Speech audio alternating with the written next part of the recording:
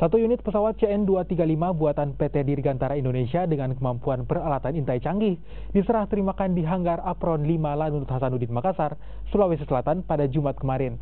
Proses serah terima ini ditandai dengan aksi terbang rendah CN235 di atas Apron Galactica.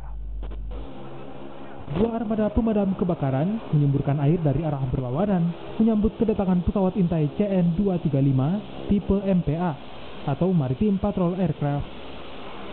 Pesawat CN235 yang memiliki kemampuan terbang rendah hingga ketinggian 1000 feet ini akan memperkuat Skuadron 5 Pangkalan Angkatan Udara Sultan Hasanuddin Makassar dalam melakukan patroli di wilayah udara dan maritim, khususnya Indonesia bagian timur.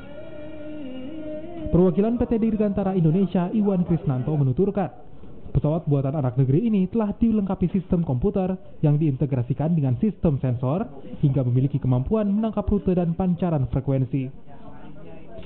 Pesawat CN235 juga mempunyai indera untuk dapat menjangkau hingga ratusan nautical mile dengan jangkauan radar antara 100 hingga 200 nautical mile ditambah dengan kemampuan kamera dengan resolusi tinggi.